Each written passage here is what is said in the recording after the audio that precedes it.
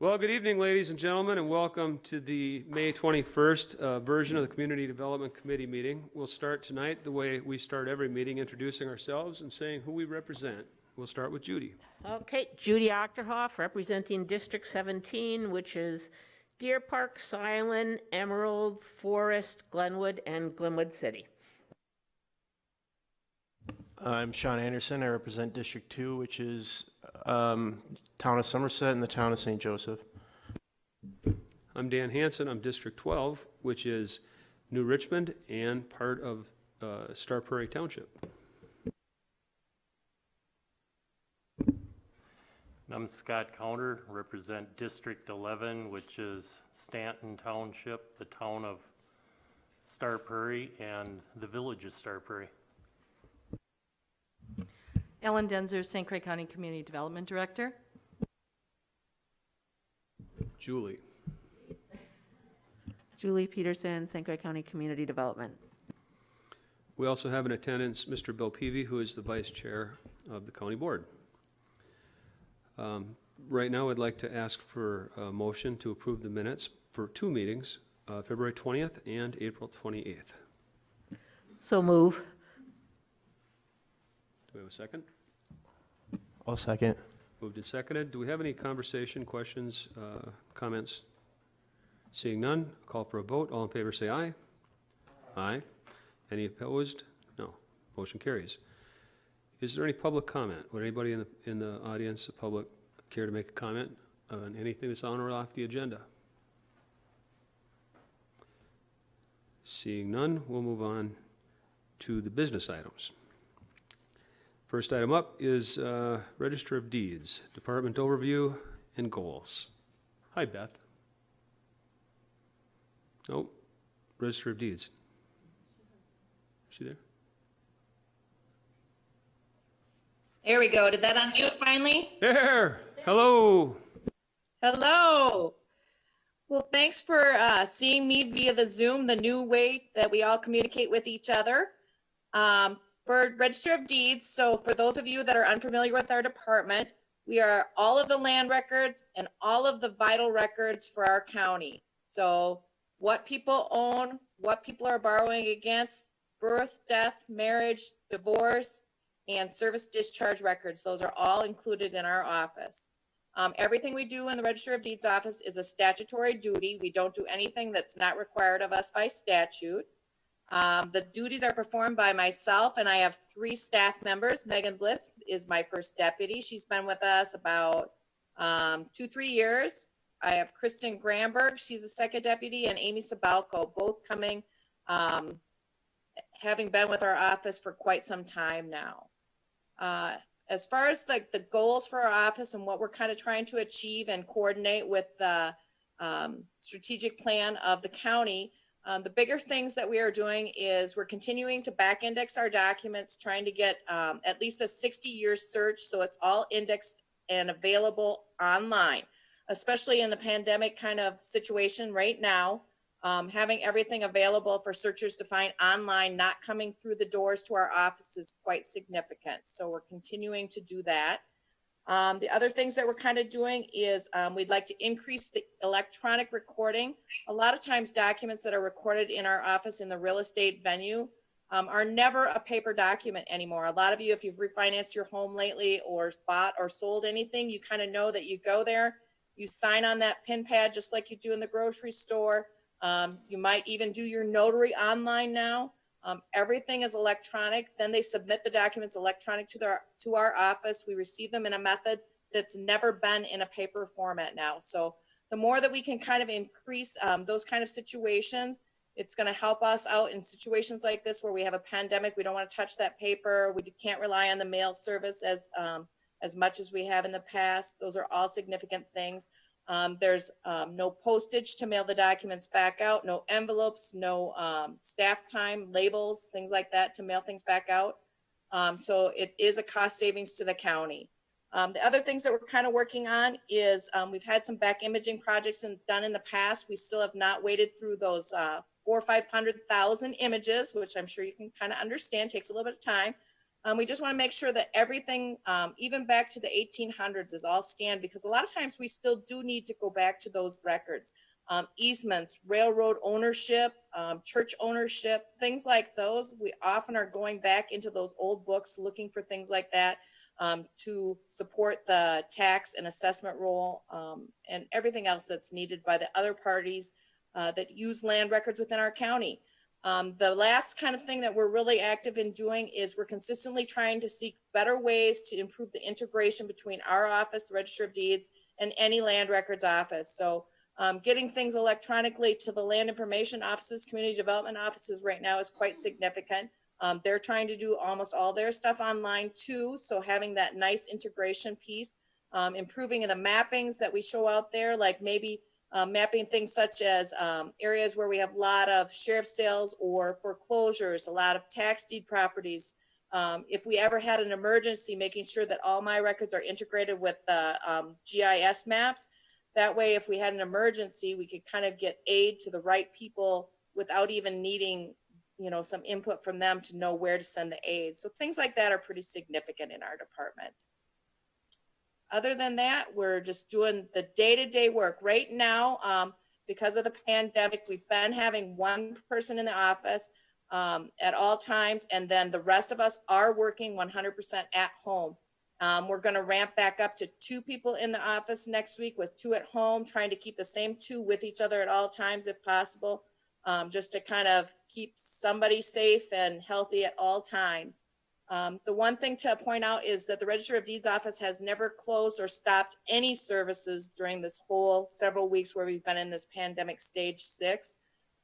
Everything that we do, we've been assisting customers, getting things electronically, sending out copies, and we've implemented some new things like charging that we weren't doing before, just to make sure that people don't actually have to come to our office to get the things that they need.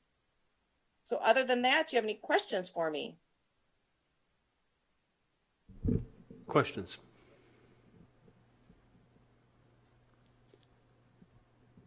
Not right A now, lot of times Beth. you guys don't even see me. We rarely have anything on your agenda. We rarely have anything other than day-to-day business going on. You do a great job. Thank you very much. Dan. All right. So next up is St. Croix County Fair Board. We have Gail Meyer.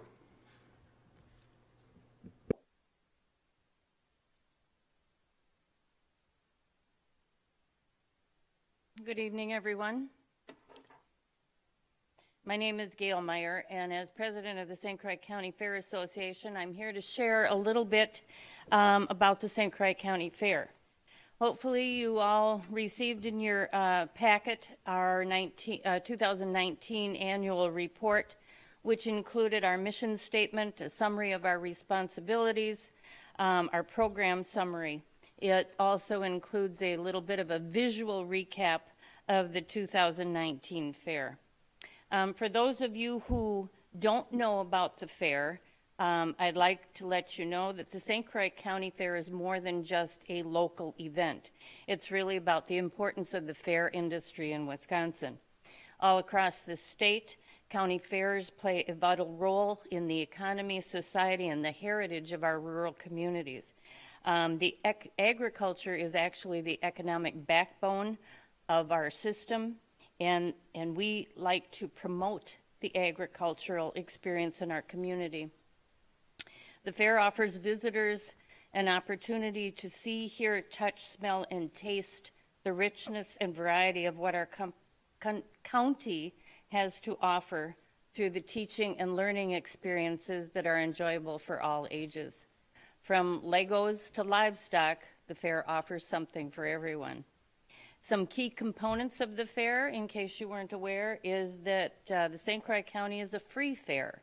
We charge no admission to the fair, and we are one of only a few fairs in the state that do this. So it's free to see all the exhibit buildings, the barns, the show arenas, our Croix Court and Pavilion entertainment. Every year the fair has a theme. Last year the theme was blue jeans and country dreams, And so there was a creative use of denim all over the county. This year's theme is moving and grooving at the St. Croix County Fair. You can only imagine how that theme can be utilized, especially for those of us who are in that particular generation where we've experienced that. In 2019, there were 764 exhibitors who showed in 4-H, FFA, and other youth organizations. Open class, senior citizens, and school exhibits brought in 7,626 entries to the fair. Premiums that were paid out to reward the hard work of these exhibitors totaled $12,229.75. And what's interesting to note is that while animals and agriculture are mostly associated with the fair, it was the youth in cultural arts and photography that brought in over 1,000 exhibits. In open class, we had 59 individuals who contributed 462 exhibits in flowers and houseplants and antiques alone. So as you can tell, the fair is not just about cattle or crops. Visitors at the fair, typically we have about 2,000 over the course of 5 days. Numbers are very, very dependent on the weather, and last year we were hugely challenged by Mother Nature. It was hot, humid, with a couple of storms that made each day quite an experience. The updates that we proposed, we made a few improvements to the fairgrounds last year. One highlight was the replacement of 98 fluorescent bulbs in several of our buildings, and these light fixtures, and they are were changed with energy-efficient LED bulbs. We had some new adventures at the fair, like a cricket spitting contest, a beanbag tournament, and an alumni swine show that added a lot of fun. The 2020 vision for our multi-species livestock barn that was started last year has become a reality, and it's expected to be ready for use by the 2020 fair. Some of our goals for the future were to resurface the floors in the bathrooms on the main part of the fairgrounds. In 2017, we renovated the exterior of it was a former highway building which has been turned into the poultry building, and so now we would like to do that same type of resurfacing to the open class building. A huge goal for the near future is the reality of a safe room and emergency shelter which will be constructed on the fairgrounds. Working with several groups, application for FEMA grant funds has been approved, and as of this last Monday evening, the grant application has been signed by the City of Glenwood, and the process has begun to move forward on this project. Now, the plan also includes, which is outside of the FEMA grant, the addition of a larger storage area and more bathrooms and showers that will be utilized for the fairgrounds. Those extras will be totally funded by a loan taken by the Fair Board and fundraising efforts. Also, another goal, if we can afford it ever, is to develop a communication plan that will link each and every area of the fairgrounds with a public address system. Planning for the fair is a year-round task, even though many people may not realize this. We are primarily a volunteer organization without a fully working office other than a few weeks during the year. We don't have a large staff, and hundreds of hours are spent putting this business of ours together. The success of the fair is due in a huge part to our volunteer base and other elements that contribute in so many ways. Now, I strongly encourage you all to attend the St. Croix County Fair, which this year is going to be held July 15th through 19th, to see how yourself that the tradition of agriculture is very much alive in St. Croix County. That being said, we are closely monitoring the COVID situation, and as we continue to plan and prepare for the 110th St. Croix County Fair in Glenwood City. We do not have a crystal ball, and we have no control over what tomorrow might bring. However, we are trying to stay positive and will continue to work diligently to host our fair as planned. However, the Fair Board is going to meet on June 1st to make a decision in that regard. That's all I have. If you have any questions for me, I would be more than happy to answer them.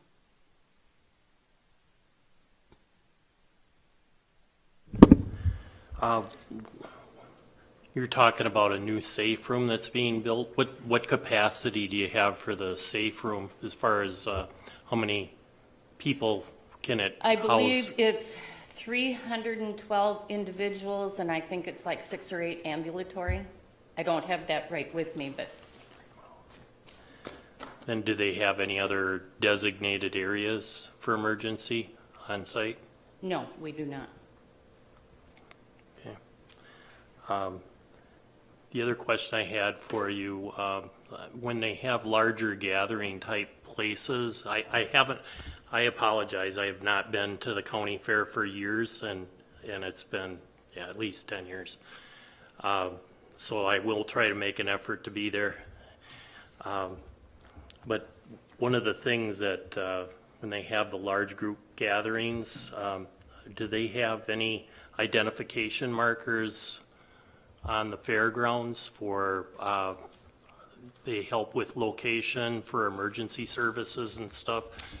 Yes, several years ago, we worked with the highway department, and every single building is numbered, as are our tent areas. And so those are all designated with, numbers, and so that's ready for emergency management or whomever. And I'm gonna take that back. You said something about other safety procedures. Inside the current highway building, we have a bathroom, men and a women's bathroom, and then there's also a cement building bathroom on the grounds. And in the case of an emergency, those can be utilized for shelter if need be, but there's nothing else. I also, just one last comment, I also want to thank all the volunteers and the people that are involved with this. That's a huge, we are really blessed to have people that do this type of thing for the community, for the county. And thank you. You're welcome, and thank you for the comment. Gail, is there going to be a chance to make up the revenue loss from having to cancel the Mayfair fundraiser? The Mayfair, currently, yes, that is an activity. It's a separate organization that's Friends of the Fairgrounds puts on that activity. Usually it's held the Saturday before Mother's Day. And of course, that was canceled due to this situation right now. It was going to be scheduled for a date in September, an independent, postponed. Now they're looking at, and I should back up, we also have a rodeo that's usually held Father's Day weekend. That has been postponed to, I think, August 21st and 22nd. And they're talking about maybe having the Mayfair, or not as extensive as it usually is, but to having that as part of the rodeo event as well. It's quite a loss. The Mother's Day has always, since I got elected to the county board, I've made it, I've never missed the Mayfair event. I bought the plants for my mother and my mother-in-law at the Mayfair event, because the master gardeners do a phenomenal job at their sale of putting out the most beautiful plants. And this year I had to go to a greenhouse and buy my plants. It's sad, very sad. Very frustrating. Yeah, so I wish you the very best, and I hope that things come around. Thank you very much. And just to clarify, the funds that are raised from that Mayfair, generally, I think the net is about $20,000. And those are the funds that are used to make the loan and interest payments when the Fair Board takes out a loan to construct these new buildings. So it is a huge loss. I'll watch for the next fundraiser, and we'll do our very best to get there, All right, Gail. thank you. Any other questions? Thank you for coming. You're welcome, thank you. All right, next up, UW-Madison Extension Overview and Goals with Kristen Bruder. Hi, Kristen. Hi, good evening. I'm gonna share my screen. I hope this works. So let me know if you see it okay.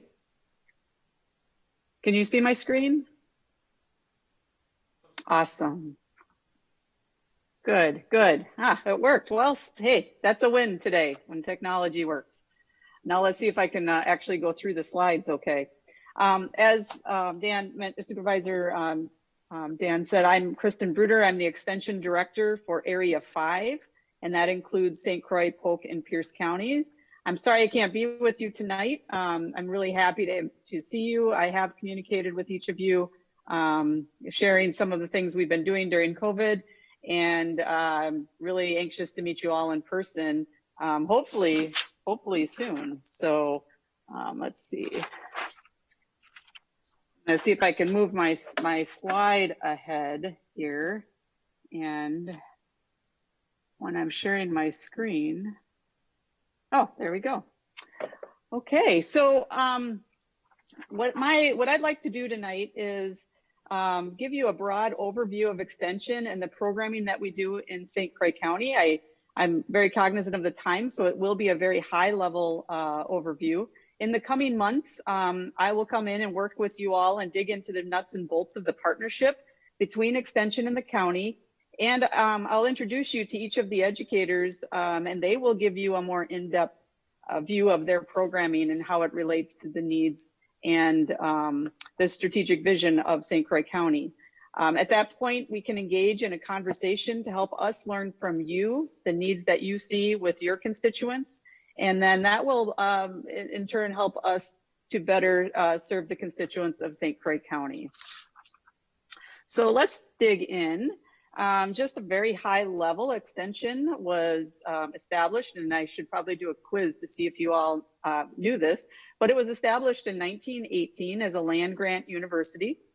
In 1965, we separated from UW in Madison and created our own UW system. And in 2005, we consolidated with UW colleges under one chancellor. Just last year, another change, we rejoined UW Madison, and we have completed that transition, but we're still working on finding our strengths and integrating together. And we're really excited about this transition and what it brings to the state of Wisconsin. So our mission, though, has not changed at all through this merge. It has stayed the same. UW-Madison is a fantastic asset as we utilize research and educational resources, and we bring that to communities to address local, state, and national issues. So that has stayed the same through this transition. The statewide network has also stayed the same. So we have not lost our local presence. Our educators live in communities across the state, and we connect the research and resources directly to the local communities once we take the pulse of that community and understand the needs better. So extensions work. We have educators in all 72 counties and 3 tribal nations. These educators serve as the point persons in these geographic areas to bring each county the services they need. Area extension directors, that's a new position within the new structure of extension. And that's the position that I currently serve in this area. And we work as a liaison between the counties that we serve and the state to assure that the needs are being met and to provide that administrative oversight that is needed within each county in the programming. So I hope this doesn't scare you too much, and not really expecting you to be able to read that, but I just wanted to show you the org chart of extension. As you see in the pictures there's Carl Martin. He's our dean and director, and so he oversees all of the division of extension. That's a terrible picture of me, but that is when my hair was cut. So I do look at that fondly and think about when that used to happen. But geographically, if you look, and I'll try to use my cursor here, this is our geographic areas. So we have, well, here it says 22. We've actually consolidated Waukesha and Milwaukee into one area. So we have 21 areas across the state of Wisconsin that area extension directors oversee the programmatic response to these areas. We are Area 5 up here, so that's Pierce, Polk, and St. Croix counties, and we have assistant deans to whom we refer to. Over here is our programmatic side. We have two very broad programs, Ag and Natural Resources, and then Youth, Family, and Community Development. And under those, if you see in the dark purple here, these are our institutes. And under these institutes are specific programs that we bring to each county depending on the need of that county. And so that's kind of where I want to jump into now, is to give you a broad overview of these institutes and the educators in these institutes that are working directly in St. Croix County. So this is the Agriculture Institute. The Agriculture Institute works to bring needed research-based education and programs in areas of livestock management, crops and soils, farm management, and horticulture. You have access to the statewide directors and managers as well as your local educators. So what's nice about the way our structure is that you have these statewide contacts. Heidi Johnson is the Institute Director, and Mark Hagedorn is one of the managers. He happens to be the dairy manager, and that's predominantly the programming that we do in St. Croix County is dairy and livestock. So Mark is a key contact. What I'm not showing here is all of the specialists in each of these institutes that you also have access to through your local educator. So your local educator and point person in St. Croix County is Ryan Sterry and Diana Alfuth in horticulture. Ryan, he's, again, your point person for all ag and programs more deeply in dairy and livestock. And Diana is your point person for horticulture, and she covers both St. Croix and Pierce counties. Ryan ensures that St. Croix County ag is strong and competitive, all while conserving natural resources. Examples, an example just that he's working on now is called the Farm Pulse, which is a workshop series for farmers and ag professionals, where participants gain an awareness of how to evaluate their finances and take the pulse of their farm business and goals for the future. In our current situation, that's a really important program as farmers are struggling financially due to the COVID. Diana, she oversees the Master Gardener program, as well as programming directly to new and beginning gardeners. And with COVID, we're finding a real big uptick in that need for home gardening and resources as a lot more people are beginning to grow at home because of the situation. So the Community Development Institute, again, this is the state, some state faces that we have access to. They work with local counties to support individuals, communities, and organizations through leadership development, strategic planning, economic development, and those are just to name a few. And you could probably read on the screen some of the more in-depth. Your local contact is Carrie Weiss. She's your point person that brings those needed or those resources from the state to the county and programs both in Polk and St. Croix counties. One example of her programming here in St. Croix County is through the Pierce St. Croix Cares Coalition, and that supports social emotional wellness for youth attempting to combat child neglect. Carrie's also working in some of the leadership capacities and working with the local governments to help build that capacity and bring the people and the local governments together more. Carrie's relatively new. She started with us in August and has hit the ground running. We have the Health and Wellbeing Institute.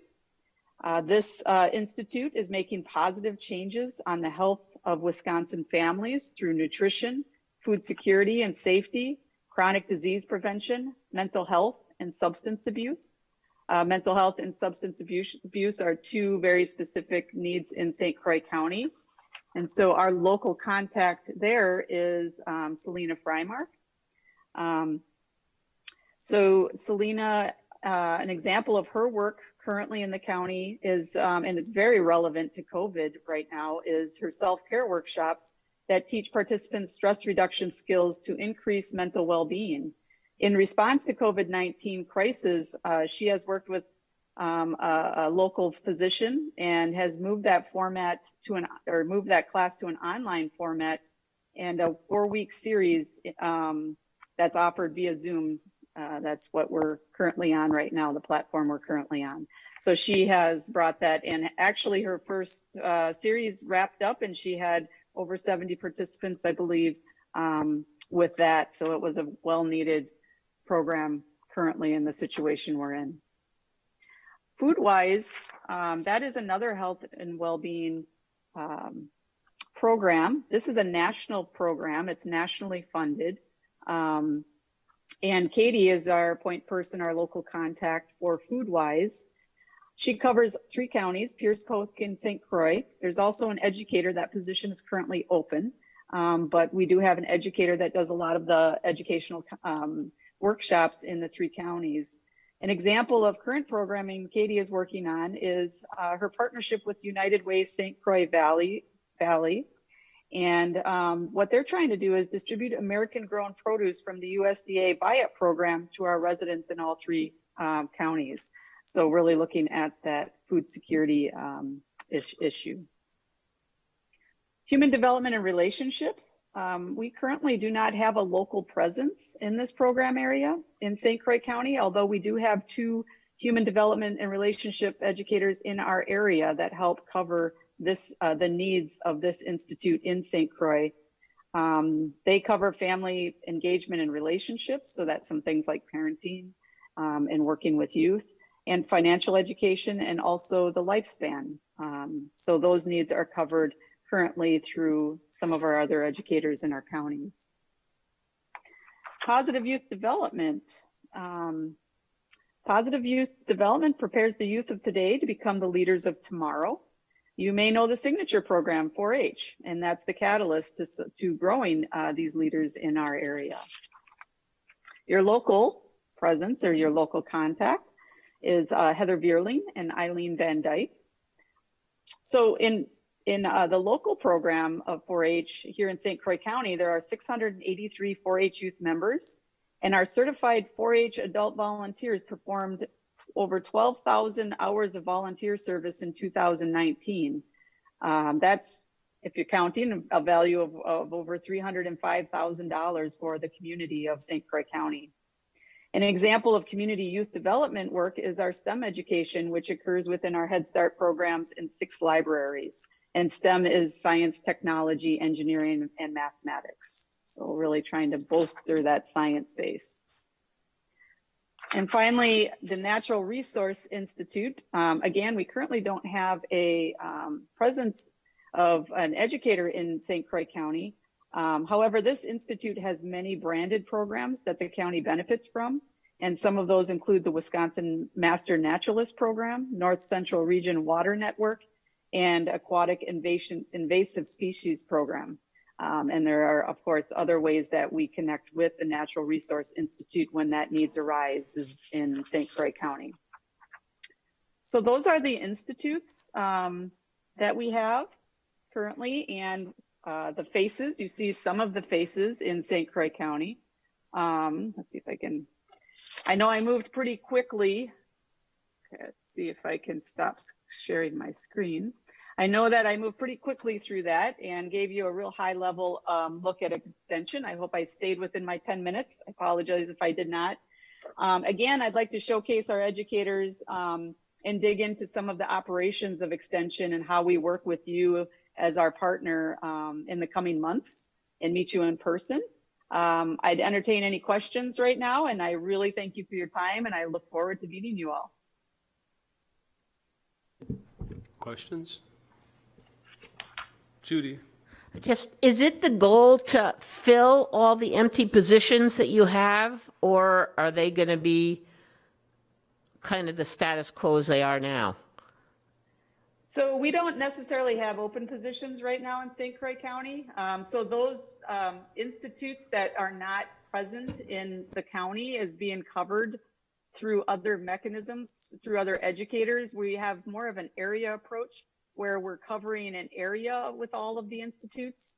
If we have an in-depth need for that, then we would come and ask for that partnership with St. Croix County But currently the staffing structure that we have in St. Croix County is what is meeting the needs and what the needs are in the county. Yeah. Other questions? No? Well, thank you very much. We appreciate the information, and it's good to see you. Yeah, thank you. Good to see you all. All right, next up, Community Development Department Administration Overview, Ellen Denzer and Julie Peterson. Okay, so I'm going to start us out a little bit. I would just like to kind of give a quick overview of our department and how it's organized. So community development is made up of 5 separate divisions. The divisions are listed on your agenda, that each one is going to give its own update. I get caught on my ear. Anyway, and so each of those divisions has integrated and specific responsibilities, but we work very closely together. We're always crossing over. A great example of that is our water quality improvement project, where we have staff in planning and land information who work on the mapping and the public outreach and also the water quality testing, but it's actually the whole project is being overseen by Tim Stieber with our Land and Water Resources Project. He's the person with the greatest technical knowledge of everything we're trying to accomplish. And then we also have staff who are very supportive and doing things to assist at any given time, like our administrative team, which includes Julie and her team, which we'll talk about a little bit more. So we're always crossing over. We have an overall mission statement that fits all of our divisions, whether we have parks that are trying to provide great outdoor resources for citizens in our county and also preserve some of our most sensitive landscapes. We are about natural resource protection, water quality improvement, and natural resource improvement. Even when we're doing land use and regulating the use of land, it's all about monitoring those things, improving those resources, protecting those resources, and making sure that everything fits together. So our divisions include resource management, which includes our land and water conservation team that works on land and water conservation activities with private property owners on specific lands, but also a great deal with our ag producers. That's the single biggest area that they deal with. They're trying to do best management practices, again, to improve the whole agricultural operations and the impact on natural resources and water quality. In addition, recycling is in that team. Again, they're looking at having our household hazardous waste and our other collections, and each of these is going to be expounded upon a little bit by each of the administrators for each division. And I would, so I'm going to keep it really short. Another division is planning and land information. We're looking at our whole geographic information system and all the different interconnected things that happen there. Every one of our divisions utilizes that system. The public utilizes it. We have a great deal of information that we provide to the development industry.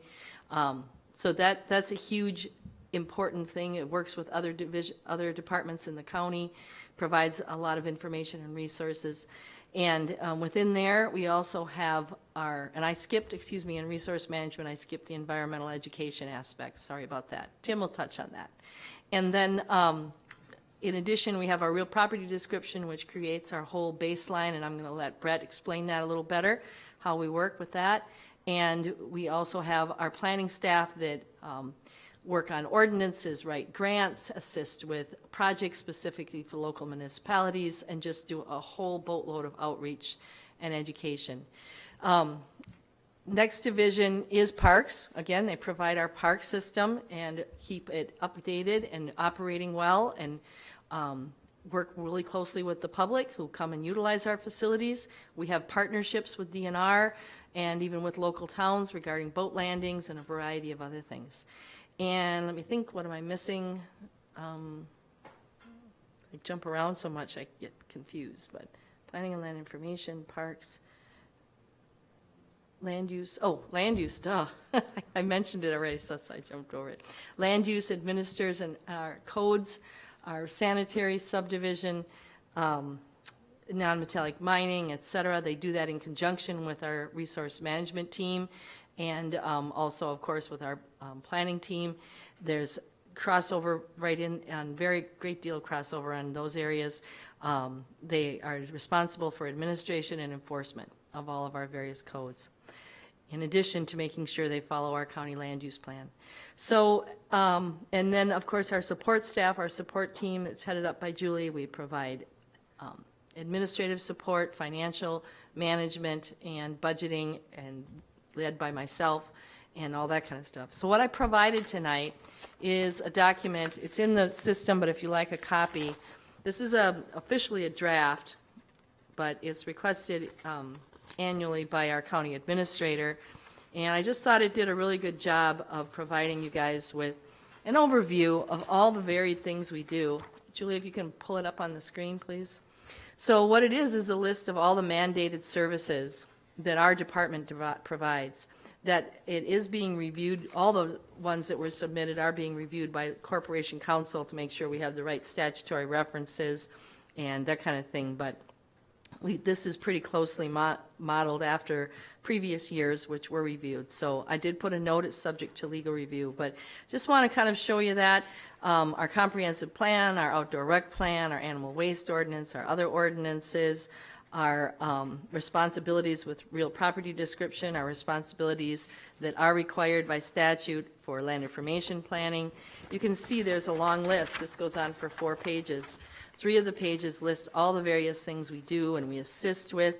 Some of them are not a direct mandate, like redistricting, which is actually a mandate for your county board, but it has, for the past, since 1980, has defaulted as far as which department offers the staff administration and assistance with it. It's defaulted a great deal to community development as a result of our mapping capabilities. So that's an example of sometimes things in here, you have to read the little note about what it's about.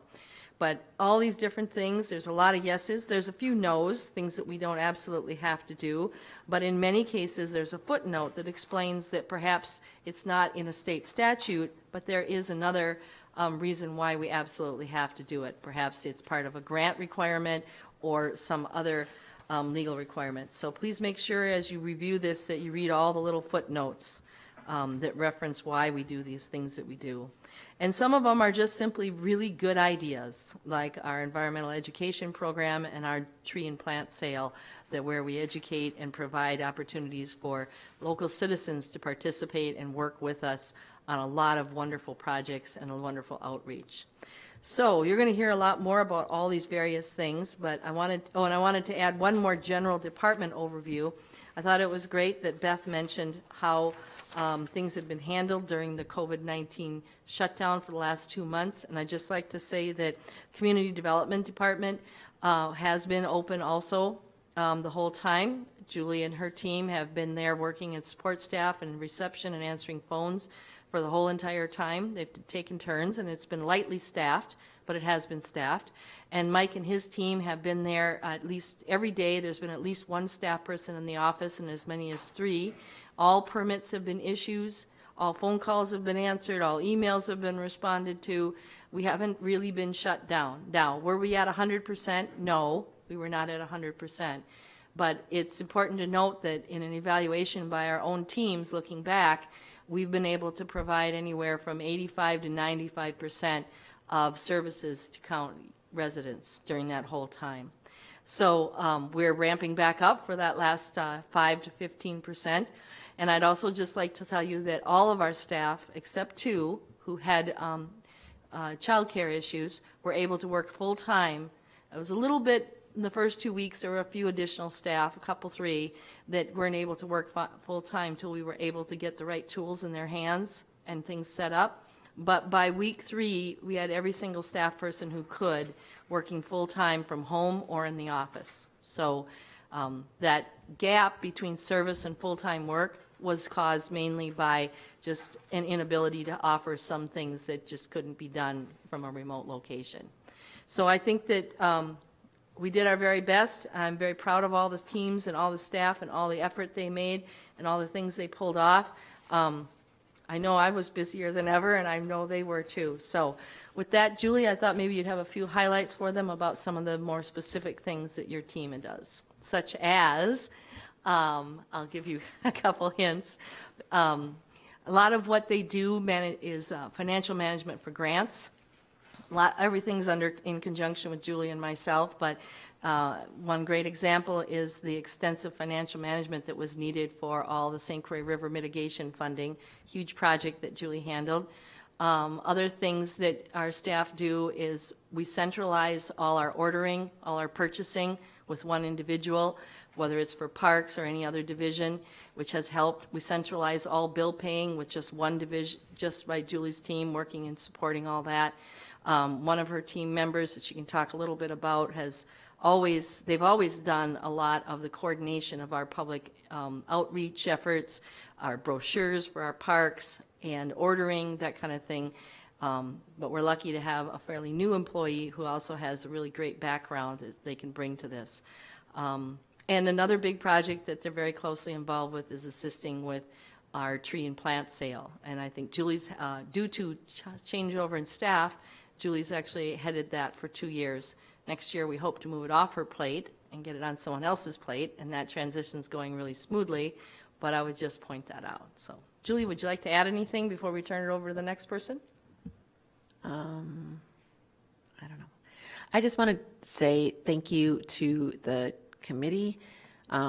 We had a very, very successful tree and plant sale. The plant sale is still going on. You can order plants until next Friday. But just for instance, to see the growth that has come, and I know that you have been part of promoting that program. Last year, okay, let's start 2 years ago, we had sold 11 flats. So that's like 28 to 30 plants in a flat of native prairie plants. Last year, we sold 44 flats. This year, so far, we have sold 104 flats. So native prairie plants will be planted in St. Croix County, and it's amazing to see, and it's amazing to hear the people's stories about how they're beautifying their yard and their different places that they go. So just one of the things that our department takes on and has done on having people with the skills and the talent to work with to market those things and get those things on Facebook and just get flyers and brochures and emails and reach different audiences has been a real fun thing for me to watch those staff come on board. And managing grants takes a lot of our time. As you know, we apply for a lot of grants. That's a really great thing. We get a lot of money, and so we can do a lot of projects to help the county. And so, but grant management is a big deal because there's a lot of reporting with it and a lot of fine details to those finances. And so it takes a couple of us to look over all of those documents and get all of that in order and keep it in order. So otherwise, I think Ellen did a nice job. Any questions before we move to the next person? Scott. It's just looking at the overview, is there, do you have kind of a plan in mind of what for the rest of 2020 or 2020 for the next couple of years of what what type of projects that you're working on through your department? Broadly, or just because we have projects in every division? So, yeah, for like an example would be that we push very hard to make sure that we have a lot of resources available online. We have, over the years, our soil tests and our sanitary reports are on Laserfiche.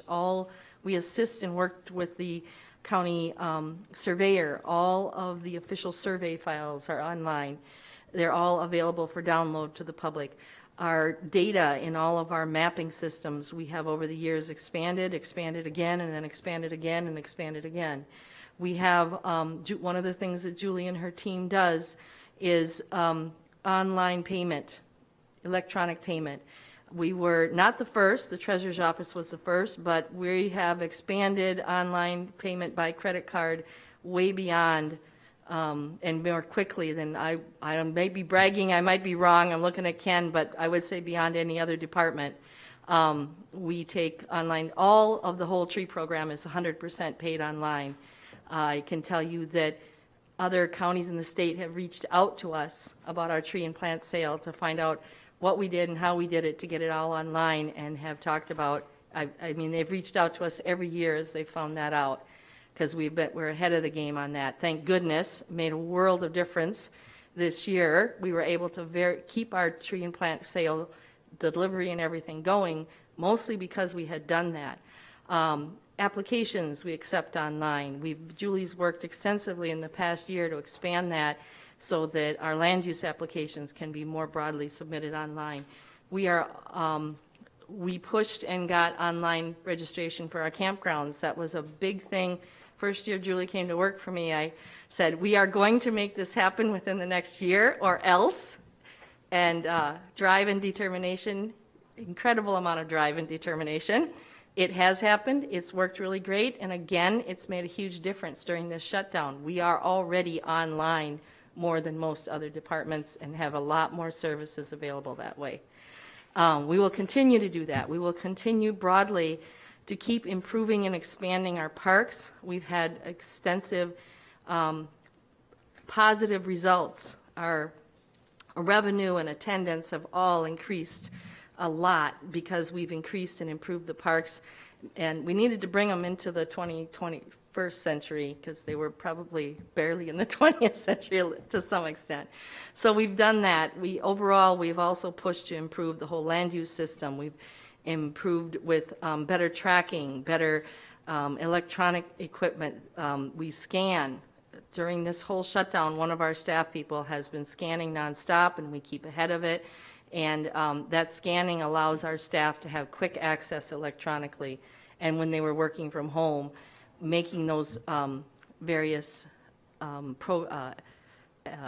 software programs available was a huge deal. I'm not going to want to jump on anybody's toes, but I'll encourage Brett to talk about some of the extreme improvements he and his team have made in our GIS system and our software. So big picture, yeah, we're always improving and changing, and we aren't done. When I took over 8 years ago, I had a lot of plans, and I'm about halfway through. So does that answer your question? Thank you. Yep. Oh, that was a good answer. So now, if you could answer this question in 10 words or less. No. I'm joking. Lower Power Dam on Lake Malibu, it says that it's not required, but I thought after we went through that grant application just recently that we had an obligation to be involved with that. So I'm confused as to why it's not a requirement.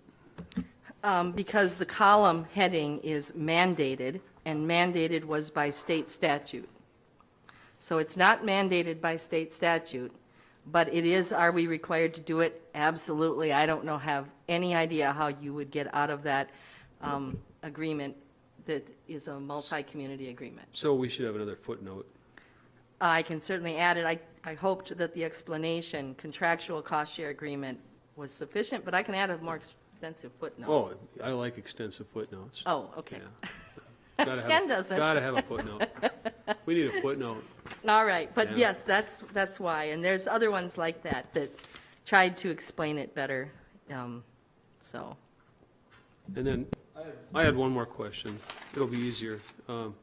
I just don't understand the term, land and water, state cost share bond, and SEG funding. What is SEG funding? stands for segregated funding, and I don't know why they call it segregated funding, but between the bond funding and the segregated funding, we get about $45,000 a year. It's gone up and down. Last couple of years, it's gone up a little bit more. I'll have Tim touch on it. It basically is cost share, means that the property owner, the farmer, pays some, and then we pay some and get reimbursed by the state. I don't need too detailed explanation, it's just a category of funding, right? Okay, Yep. that's fine, thank you. All right, then, I'll introduce the next speaker, is Tim Stieber. Resource Management. Good evening. A lot of what we do at Resource Management is ties to the Land and Water Resource Management Plan, which is a big, thick document that we crank through every 10 years or so, and thank God they did it right before I got here, so I'm safe for a while. 2028, I got to get out of here before then. Basically, everything that we try to do is in there. Resource management, just about everything we do is in there. What's not in there are some of the things that Ellen referred to, and that is being able to, if we have parkland, for example, we can go out and do erosion control in a parkland because we own the park. We want to do a good job there. So we have people in resource management that know those things, and we can use it to benefit our public resources that in a lot of different ways. Our basic goals in the division are ground and surface water protection, and our groundwater is pretty good, but there are some problem areas, as we've talked about at various times in the last few months even, and we have active programs to address those. Surface water is not as good as the groundwater, but it also is reasonably good in most areas, and we're working to improve it and protect it at everything pretty much that we do. We do also, to a lesser degree, but we continually do have projects restoring fish and wildlife habitat. And even the prairie planting that we do through the tree sale is an effort to do that. And the reason we do it is because a lot of the traditional prairies were turned into farmland, and we lost a lot of those plant resources. So our effort is to put seed stock back into the landscape to where then they can naturally start to spread, and so we don't lose a lot of those plants over time. The third one is preserving agricultural land and soil health. Agricultural land is, a lot of people like to build houses on them, and so we have a farmland protection program that we've implemented through the years, and that does, at a measure, help protect agricultural land from being developed. And we also protect that agricultural land through erosion control and best management practices and promoting soil health through cover crops and other things. Another goal and purpose is to maintain an effective recycling program throughout the county, and we've heard a lot about that. I think maybe our last meeting or one before that. We use a number of different approaches. So our goals are pretty easy to understand. We use a different bunch of approaches maybe than you would have from other departments. We have technical, almost all of our staff are technical. And so we use technical assistance to landowners. That could be as simple as making a recommendation. It could be as complicated as designing projects. We hired a very skilled young man recently, I think it was in January, started, who's doing a lot of design. And he's already designed 6 or 8 projects this spring. We got him outfitted with AutoCAD. And that makes it easier to do a project, easier to get it on the ground. And we're also going to utilize his skills to help get around having to do large contracts for design work in some of our parks. So if we can have somebody go in there and do a preliminary design, then we know what we're talking about. So it'll save the county a lot of money to have some in-house design. Another way that we work is to provide financial assistance to landowners to actually implement some of the things that we like to do. Nearly all that money is grant-based or program-based, like some of the Seg and bond money and grants. We have a lot of grants. So it's very important to have the financial backing that we do have, because we have these pots of money that have to be spent.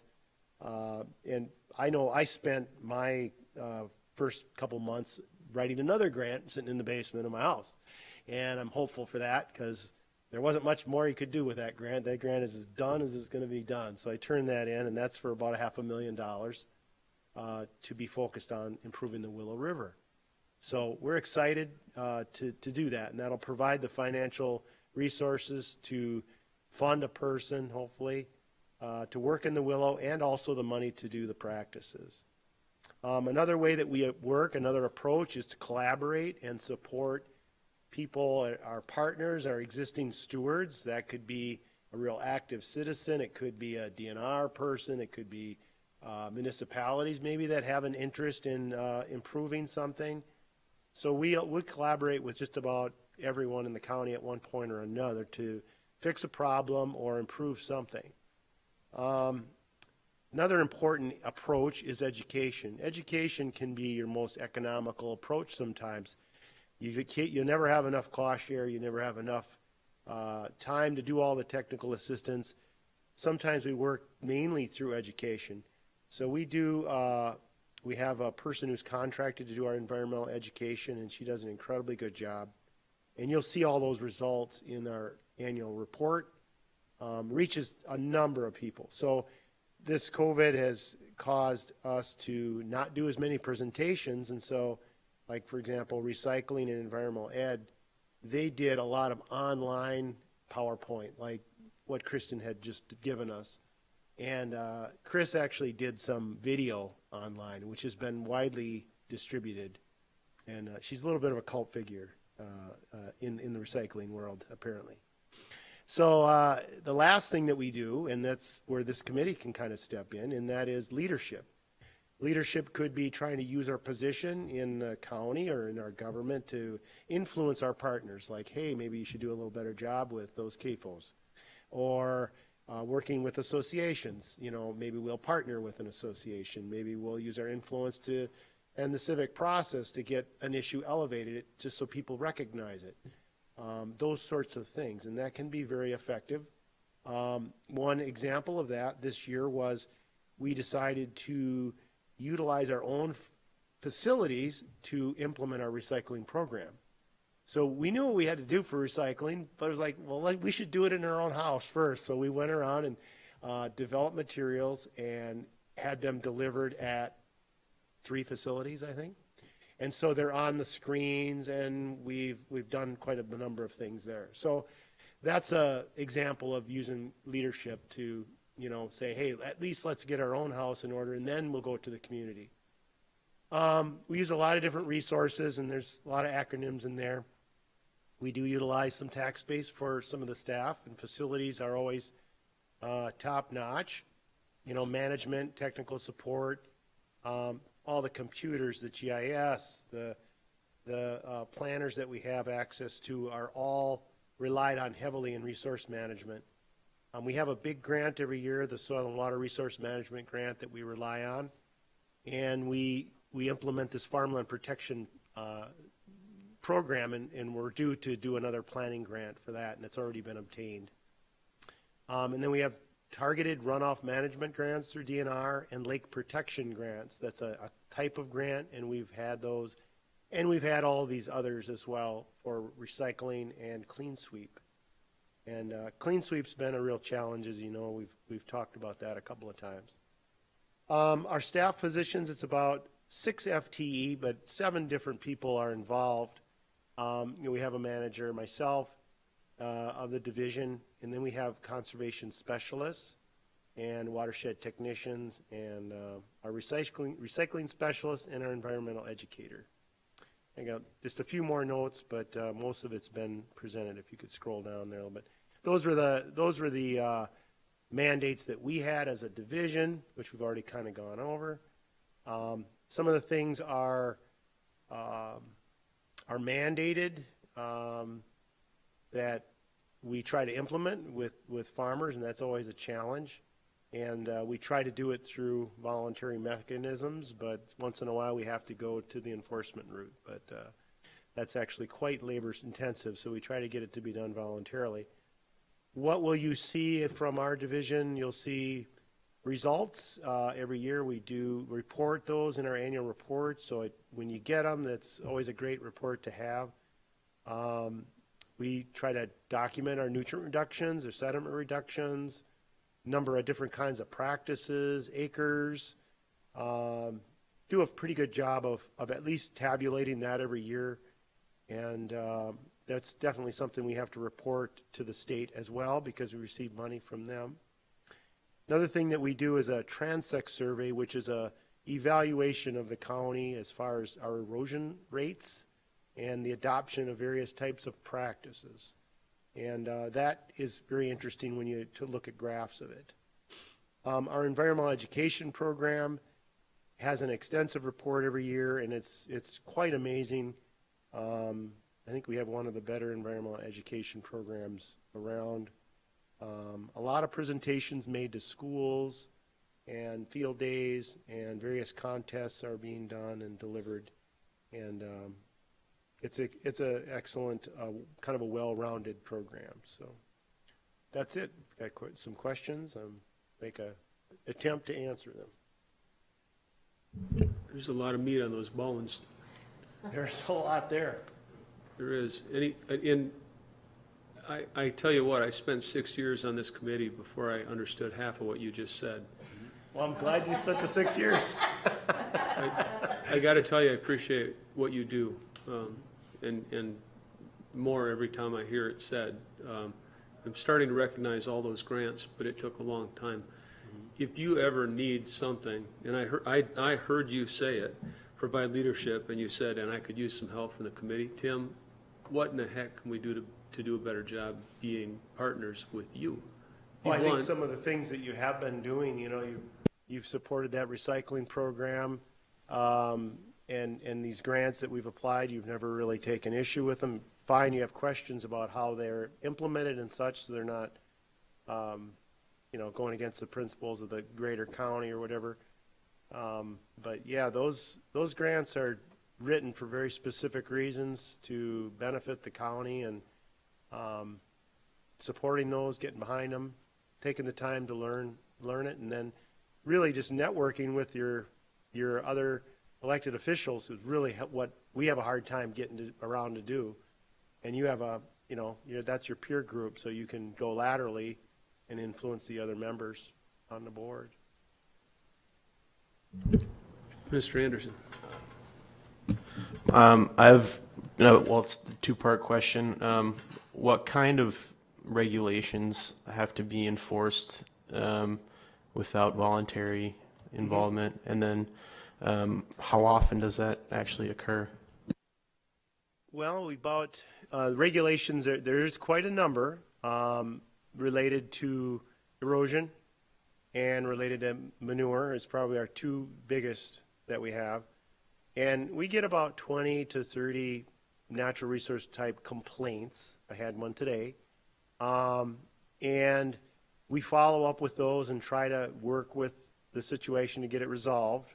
And if a situation cannot be resolved, for example, we had a number of large apartment houses that were not recycling, for example. It's just a recent example. We worked with them for 6 months, could not get them to install recycling. We had hundreds of units in these blocks that were not recycling. And we wrote letters as such, and we gave it to Corporation Council. And they wrote additional letters, and then we got the recycling installed, which is really what we wanted. So did they regulate them or fine them? No, but we had to take it up a notch and take it to Corporation Council. And that's kind of what has happened for most of the problems that we have. We don't do as much enforcement, I would say, as Land Use Division does. Is that they truly have a regulatory, they need to have a regulatory ability there. People just will not follow the rules. The agriculture has a long history of voluntary. Matter of fact, in the statutes that we do have, they have a requirement that we have to offer a cost share. So there's quite a number of things that it takes quite a bit of time. And we set up recently, this winter, we set up a logging system so we can keep track of these types of things. And hopefully by the end of this year, we'll have a full year and I can give some kind of a report of, how long do people go, because some of these things are not easy to fix. We were out on an erosion issue a week or two ago, and I mean, if we just made the person fix what they had done, they'd be out of business because their orders for their products have gone down to nothing in the last 2 months. And so they're like, you can tell me to fix it, but I don't have any money, And so we're not going to let them, we gave them some practical things they could do to stabilize it. And then once they get back on their feet, hopefully I'll revisit it and work with them to fix it. So that's in a nutshell what we do. Work with people. It's a great question and a great answer. Thank you very much. Mm-hmm. Any other questions? All right. Thanks, Tim. Thank you. Next up is planning and land information. We have Mr. Brett Budrow.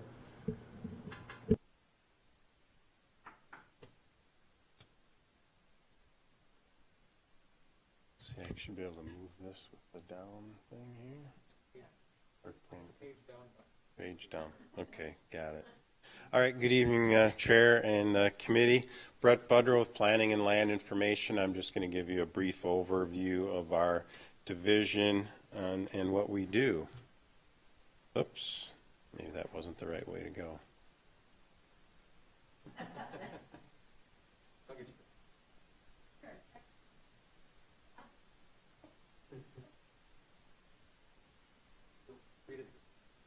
Yep, okay. All right. There we go. So separated into 3 divisions, as Alan expressed there earlier. We have a variety of responsibilities in planning, real property listing, land information, and GIS. That's GIS, Geographic Information Systems, not GPS, Global Positioning Systems.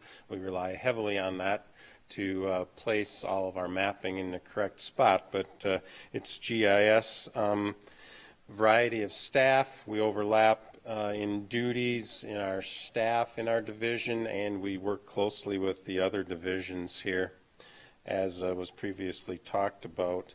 Our planning group, we do long-range plans, ordinances, and current planning. It's like how I like to divide it out. Some of the plans that we have worked on are the bicycle and pedestrian plan, the county comprehensive plan, which one of our upcoming goals is to begin work on that later in the year, along with the farmland preservation planning efforts with resource management and land conservation. We do park master plans. We are started working on one of those right now.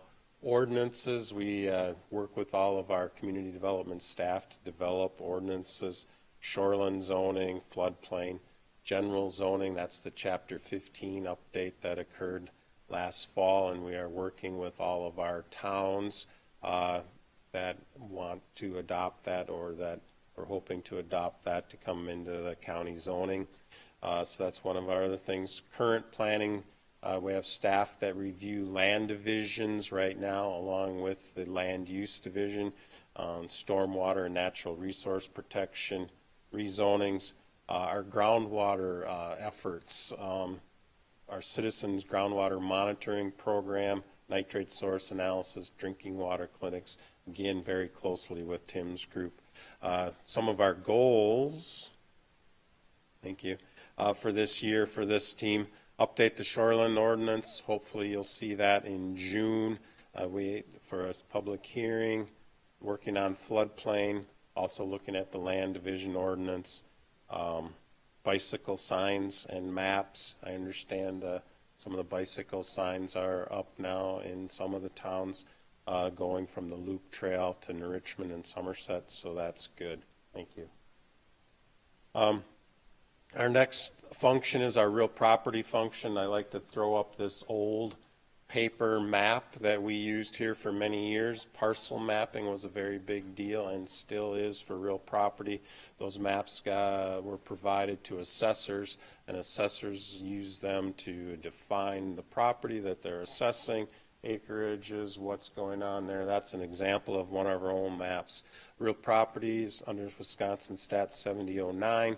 We maintain those ownership records for tax and assessment purposes, work very closely with the local assessors for the municipalities. Each of the municipalities contracts with the local assessors, so I think currently there's like 13 assessors that have the various contracts for all the municipalities. We review over 5,000 recorded documents a year and update the tax and assessment records through that. And there's an example of our modern GIS map with an aerial photo laid underneath it. So that's what we're able to do with today's newer technology. Some of our goals for this year: publish our GIS parcel maps quarterly rather than annually. We're updating them on a continual basis, but we want to publish them more often for our internal use and for external use. We get a lot of inquiries about new lots, new subdivisions. One of the things that's somewhat difficult about that is people expect tax and assessment information on a new parcel. Well, the way parcels occur, that doesn't actually happen till next year if we do a subdivision. And so there's a few complications in that. And then we want to improve our parcel mapping and descriptions in known trouble areas. Land Information Division, I like this quote from many years ago, back in 1980. There's a critical need for a better land information system in the United States to improve land conveyance procedures, furnish a basis for equitable taxation, and provide much needed information for resource management and environmental planning. And that's what we've been trying to provide here in the Land Information Division since the late 90s and now through 2020. And land information, conveyance information, Beth touched on that, Register of Deeds earlier. We work closely with the Register of Deeds on many of her projects, and that funding for the land information program actually is through recorded documents at the Register of Deeds.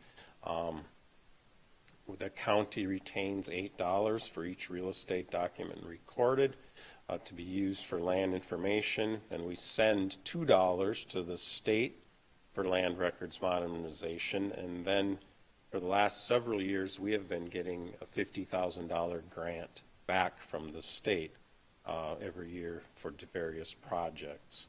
Some of the projects that we use that on are aerial photography. We had aerial photography flown this spring, 2020, and that's what we'll be using our grant for this year. That photography is going to be 6-inch pixel resolution, which is, well, this year our current is 1 foot, so 6-inch, take 1 foot and actually divide it into 4 squares, so it's going to be quite a bit better resolution. New Richmond and Hudson, I believe, are going to have 3-inch resolution photography for their property. Elevation data is on there, LiDAR. We did that in 2014. We have 2-foot contours because of that. That's what I call our economic stimulus program. Before the county had that data, if I wanted to do a land division, a subdivision in the rural areas of the county for county rules, I had to get 2-foot contours. Where was I going to get 2-foot contours? I was going to call an aerial photography company and a surveyor and have that individual project flown, and it would cost, I haven't been in that field for a while, it cost several $1,000s. Now this is available online for free, so that they can obtain that information. Other items on that, address and centerline data, we provide that to our 911 dispatch, emergency communication, zoning maps. I call these our foundational layers for our GIS land information and for other county operations. This is a simple example of our online zoning map for our new Chapter 15. And a couple of park maps that we have done and provided for our operations. Farmland preservation areas, that's all the green areas. That's one of the things that we'll be looking at in the farmland preservation plan. And then finally, some of the goals for this group. We have a mission. We actually have to complete a land information plan that we submit to the state to continue to receive the funding, or to be allowed to retain the funding, I should say. We have a map gallery. We want to make sure we continue to have an exceptional map gallery, broaden the utilization of GIS, provide high quality services to our residents and departments, improve and make it more streamlined, and improve some of our parcel mapping and provide our spatial data for better decision making. One of the items in collaboration and coordination, I believe it's going to be published here. I don't want to speak too soon, but we've been coordinating with public health on a dashboard for COVID-19 response. So that should be out hopefully soon. Any? Jump in and say that Yeah. I did talk to Public Health today on a totally different issue, and they mentioned that, they said, do you know we're working with Brett and Joe? And I said, yes, I do. And they said, well, make sure, and I told them you were going to be mentioning it tonight, and they said, make sure you say publicly that they are so happy and appreciate it so very, very much, because otherwise we would not be able to accomplish that kind of thing in St. Croix County, so, We were able to without our team. We were able to stand it up pretty quick. There's a lot of good built-in tools. So, but yeah, it's a good effort. So, any questions? Yes, sir. The aerial photography that was done, was that the whole county or just a certain part of the Yes, county? whole county was done. Just probably about the middle of April. I was getting really anxious because we had that snowstorm, and there can't be snow, and you don't want leaves for this photography. So we want to be able to see through the trees, no snow. And then we had that snowstorm, and I'm looking out my window, my trees are starting to bud out. And then you have to have no clouds, so you have to have a sunny day. And a couple of those days, I think after the storm and the snow melted, the wind was blowing like 35 miles an hour, so they couldn't put their plane up then either, but they did get it accomplished. And this is actually a statewide effort that occurs every 5 years. And what's nice about that is that I don't have to, or other counties don't have to go through the RFP process and spend a lot of time on that. We had gone through an RFP process with this vendor previously. It works out really good.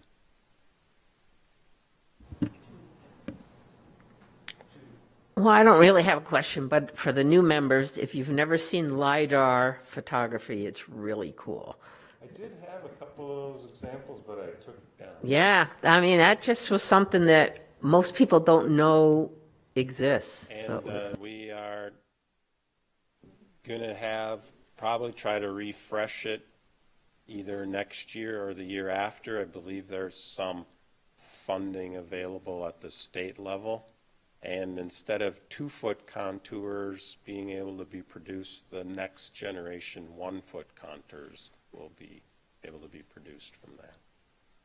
Brett, would you mention our maps gallery that they could visit and describe how to get there easily? Yeah, on the main county website, even myself, I just go to the search, type maps, and then there's a link for the map gallery, and we have a bunch of different maps in there. And one interesting thing, this year at the Wisconsin Land Information Association meeting, which occurred in February before everything kind of happened, and this is kind of a GIS geek thing. So Jack Dangermond, who is the CEO, owner of ESRI, the GIS software, he actually came to our annual conference in Wisconsin, and is a really big deal to get him there.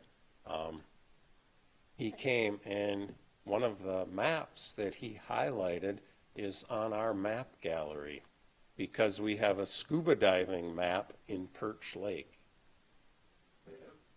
And yeah, so you can actually go and you click a little point on Perch Lake, and it brings up a photograph of, say, a statue that's at the bottom of the lake, and then the scuba divers can go around and look at it. And that was unbeknownst to us. We're sitting there, and all of a sudden, he didn't even tell us. He's just like, oh, and here's an interesting map. So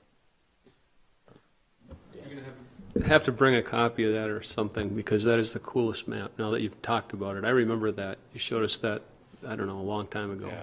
It's very cool. Well, when we're done, Brett could very easily navigate and show you it on the screen Sure. before we're done tonight, if Yeah, you'd like. something to brag about. Ed? So all those current maps of the flyover, are they current? You can get them right now, or No, does it takes a while for them That's what I to was wondering. process them. Yeah. Yeah, it'll probably be sometime in the fall.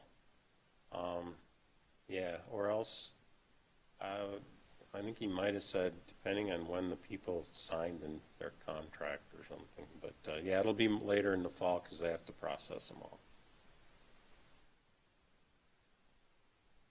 Mr. Counter? Just a couple of quick questions on it.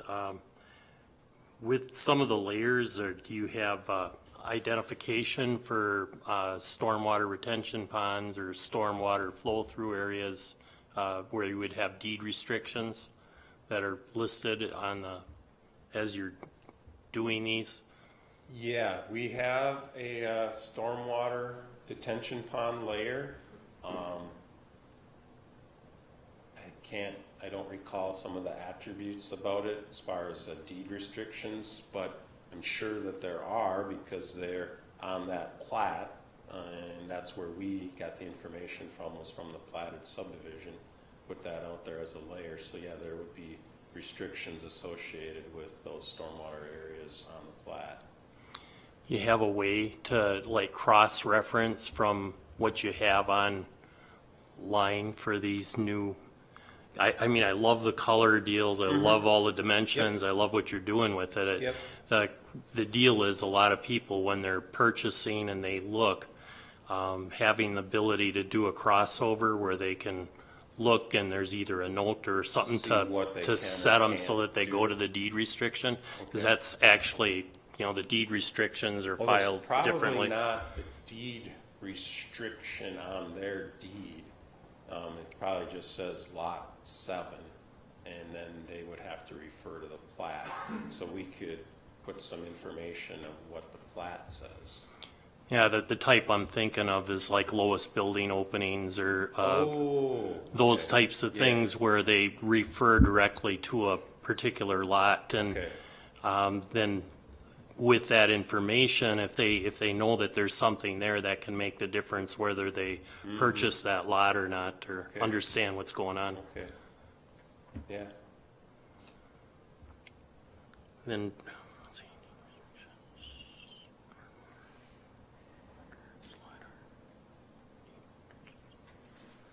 Oh, I think that's it. Thank you. We'll add it to our project list. We have a bunch. Thank you very much, Brett. Yes, thank you. Next up, I'll invite Aaron Mason to talk about parks, park overview and goals.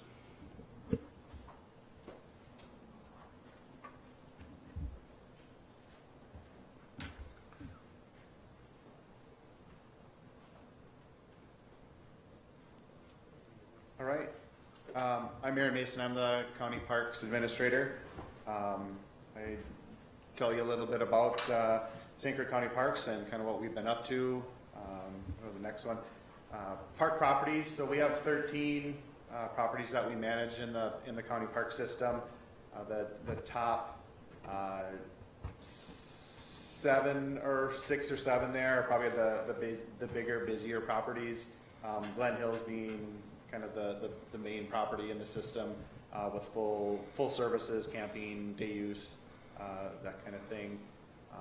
Homestead Parklands is probably our busiest property in the system, certainly being located closer to Hudson. Troy Beach is on the south of Hudson, a real popular swimming beach in the summertime if St. Croix cooperates. And then our newer property, Eckerd Richards, on the St. Croix, we're going through a master plan process on that one right now. And then we have some other properties that were in development with the Bass Lake or Family Overlook and the St. Croix River Crossing Loop Trail. That one has had a lot of development in the last few years. I'll go over a little bit of that here in a minute. Bass Lake Boat Landing, Squaw Lake Boat Landing, Pine Lake Boat Landing, all access points. Bass Lake is actually a DNR property that we manage in cooperation with the Department of Natural Resources. Our main linear trail in the county would be the Wildwood Trail over on the eastern half of the county. Apple River is a small property up in kind of up by Star Prairie, and then we have a couple of county forests in Stanton and Kinnickinnick townships. So go to the next one. Park staff. So like I said, I'm the county park administrator. I'm in kind of an interim position. I work still with the state of Wisconsin out of Willow River State Park. That's kind of my full-time job, but I'm filling in. The county park administrator position I see here since 2018, March of 2018, I've been with the county filling that role. We have 3 full-time park property manager staff. Ryan Rothel is kind of in charge of Homestead, the 4-family Overlook, Troy Beach, and the Loop Trail properties. Travis Fontaine is the property manager out at Glen Hills. That's kind of his main focus is that property with the camping going on there. That's kind of a full-time gig. And then Nate Beaver is the property manager, and he takes care of a lot of the outlying scattered properties, boat landings, Wildwood Trail, and he also manages a lot of the county snowmobile trail system and our grants and things like that, working with the snowmobile clubs. So, excellent. Glen Hills, just a little bit about that if you're not familiar with it. It has both day and overnight use. 61 family campsites with electricity. We have 17 group overflow sites and then 10 new tent sites in the day use area.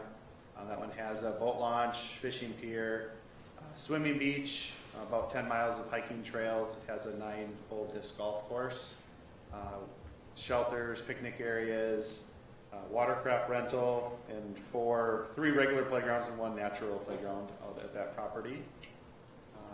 It's just a photo of the lake. Next one. Homestead, north of Hudson here, that's primarily a day use property. We don't have any overnight facilities at that one, but it does have probably one of the nicest swimming beaches in the county. It's on if you're not familiar with it, it's a glacial pothole lake, pristine water, really popular for any type of aquatic use. Swimming, whether it's watercraft rental, fishing, paddling, that kind of thing. That's definitely really a driving attraction of that property. About 3 miles or so of hiking trails, picnic areas, a couple of shelters. Hookworm Trail is a small paved, accessible trail that people a lot of times will take their small children on. They can stop at their stations, little buildings and cabins or different basically stations where people can stop and they can read books and things like that. So definitely a nice thing to take kids on. Playground, watercraft rentals, which is a huge workload and also one of the probably more lucrative ventures that we have gotten into out at Homestead with the demand out there as far as the water recreation. The watercraft rentals are really taken off in recent years, and it certainly is a recreational opportunity that we provide that is in high demand. So next one. So this is probably one of the biggest things is the stand-up paddleboarding out there, specifically at that property because the water is so crystal clear and enjoyable to be out in the summertime. It's super popular for people to come out and stand-up paddleboard. We do rentals out there along with kayak rentals and paddleboat rentals and then regular rowboats as well. So it's the fishing pier. Next one. Just kind of showing some of the day use area and where the boat rental area is.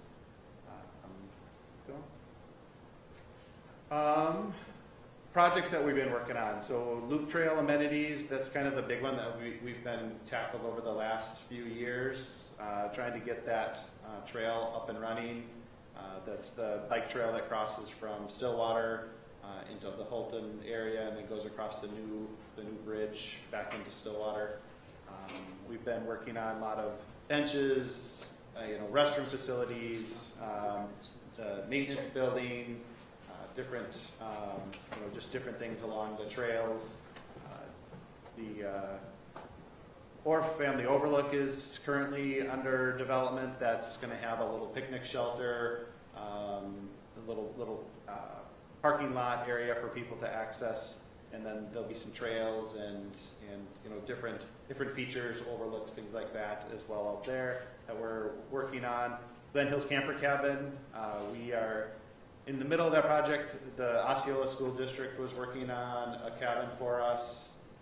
Right now, it is almost completed, but they got called off school, so we're probably looking at, we're going to move it from the school, from up at Osceola, and there's only a few little things to finish that we're going to finish on site. They won't be back in school, obviously, this year, so we're going to move it anyway and get it on site, place it at the campground at Glen Hills, and finish up the few little things that are left on it. Glen Hills Picnic Shelter, that one is scheduled to go here shortly, probably in the next few weeks that they're going to start on that, replacing that old shelter that was there in the main day use area. Also working on the Eckerd master plan that just kicked off here about a month or so ago. Working on what kind of things we're going to develop at that property along the St. Croix. And the Homestead entrance building is on the docket for later this year. We're also working on Bass Lake boated landing improvements, installing a drain for stormwater so that it doesn't go down the boat ramp, doing some parking lot chip sealing and repairs and restriping, and then the Pine Lake Boat Landing Road, which has been this past winter had a lot of issues with frost heave, so we're doing a kind of a bigger repair on that one as well. Next, so this is the loop trail, the new restroom building, some of the park amenities, the planters, picnic tables, benches, bike racks, all sorts of different things that have been installed out there that we've been working on as far as either development projects or with park staff installing stuff, getting this up and running. I was out here this afternoon, bikers all over the place. They're really starting to use this property a lot right now. So next one, that's the shelter at the same facility. Next, the new toilet enclosure that's at the Hilltop Trailhead. They'll have a couple of porta potties there for use at that other trailhead. Those will be that, I believe that bridge hopefully will be done very soon, and then that trailhead will get opened up, and so people will be able to actually do the full loop. Excellent. And that's the new maintenance building that is just pretty much wrapped up there. We're pouring the last approach at the road today, and then that one should be done by next week. We'll be having some equipment and some things out there for maintaining that property, mowers, that kind of stuff. So that's just kind of on the back side of the property. Next one.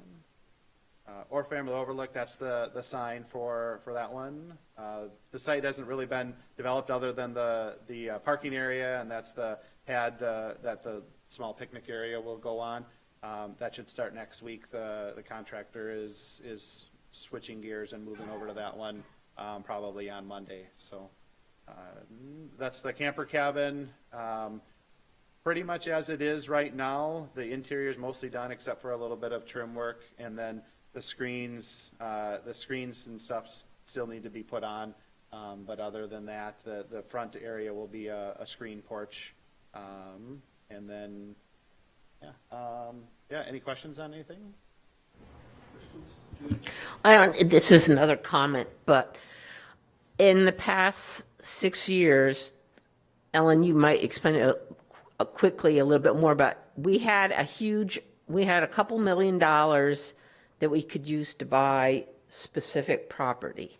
And that's what probably at least 2 to 4 of these are, of new areas that we're developing into a park or overlook or whatnot. And so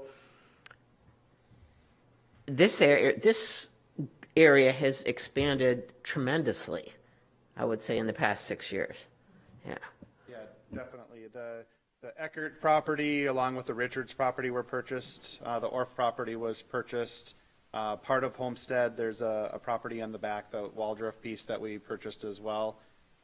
Definitely some great expansions. The properties, all the properties are unique in their own way, and are definitely some very special areas. I think this year, especially with this COVID-19 pandemic, it really has shown how important these public spaces are to the public and the residents. the park properties, once we warmed up a little bit, all public spaces, the area parks, the county parks, the state parks, they were overrun with people looking for recreational opportunities. It just has been really obvious on how important it is to the area residents. So, but yeah, definitely that stewardship and the property or the grants and money through the loop trail, the bridge mitigation. That's what I was trying to think of. The bridge mitigation. Those, yeah, definitely were able to jumpstart some of these properties. There's certainly additional properties in the that in the future that are out there that would certainly add to or enhance some of the existing ones. But those really did help the park system as a whole. Grow and be able to provide more recreational opportunities for the area residents. I'd like to make sure that people who aren't familiar with the mitigation fund understands that most of that money came from the Minnesota Department of Transportation, and that we're very, very lucky to have had it, and I'm grateful for it. It played a huge role in our development, and it didn't come out of our taxes. So, any other questions? Sir. How many people are those little camper cabins designed to sleep? The camper cabin is designed to sleep 5, so there is 4 beds, one full bed that could sleep 2, and then 3 single beds. That's kind of the way that they're designed right now, is a 5-person, which is similar to a lot of the other rental cabins that are out there in that kind of that same size. Probably not quite, but they're generally going to be a family group, so yeah. But yeah, a lot of demand for camper cabins right now. That's one thing that is a unique experience, I guess. There's not a lot of places in Wisconsin that are providing these. The state parks do not have any camper cabins like this, so it's kind of a unique niche that we're trying to fill right now, because that's probably one of the most requested things. Is people are looking for, they're not maybe comfortable with camping on the ground in a tent, and they don't want to have a big investment in some an RV or something like that. But the camper cabins certainly will be attractive for a lot of people. And I would add just a little bit that we do have funding for this year for a second camper cabin. And we have lined up another school system, Chippewa Valley Technical School, that will be building it down in River Falls. Details are yet to be completely finalized, but that they've agreed that they want to do it. We're trying to do that in order to save labor costs, because it's a training opportunity for students. We also do have plans, though, that once these first few are in, and we can start to demonstrate how popular they'll be, we really have in the capital improvement plan to put in a full system of camper cabins, and we do think that those will be very, very popular, lucrative, and a whole new amenity for our park, to really get more people out there and add to the area. So, Gentlemen, any questions? I'm very proud of St. Croix County Parks, and Aaron, I'm very proud of our association with the state of Wisconsin Parks and Will River especially, and thank you so much for having been around and help us out. I hope we see you for a long time to come, but I've heard a little bird told me that might not be the case. Well, I'm not going anywhere, but yeah, I guess. Nothing. Appreciate it. So Yeah. Definitely. Yeah, nothing lasts forever, I know, but by God, it's good to have you around. Yes. Thank you. Thank you. Next up. Oh, wait, we do have a question. Scott? This one you might not have information on or not, but I was wondering, that the county has taken over the Sam Satterlin property on a tax lien, and it's adjacent to the Apple River Park.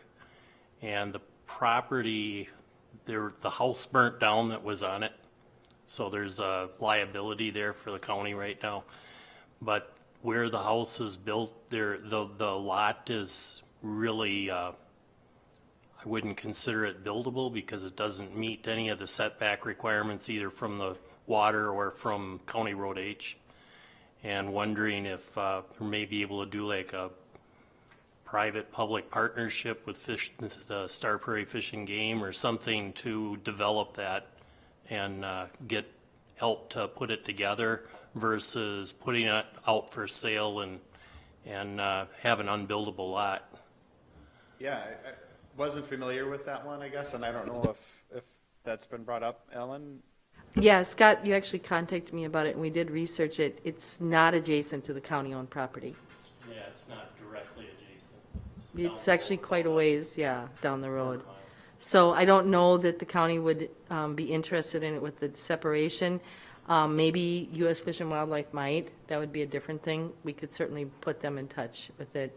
And I didn't, when I looked at it, it didn't seem to be on the Apple. Is your perception that it is? Yes. Okay. Well, we might want to dive into our map system and double check that. Okay? Thank you. Okay.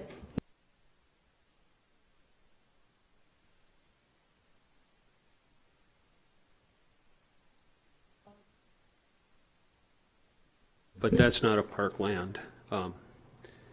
Anyway, thank you very, very much. Thank you. And next up is Mike Wozniak, who will talk about land use division, overview, and goals. Thank you.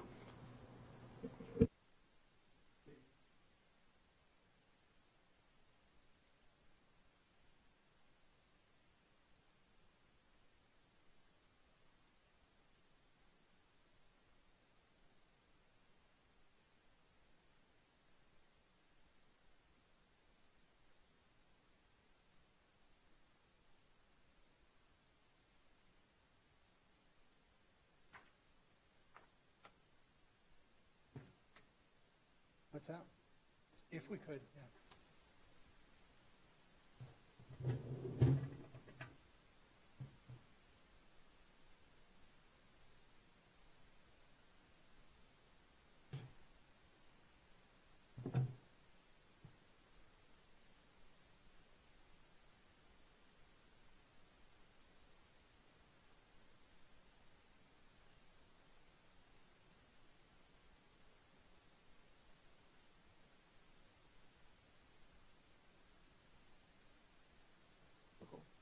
Does that work?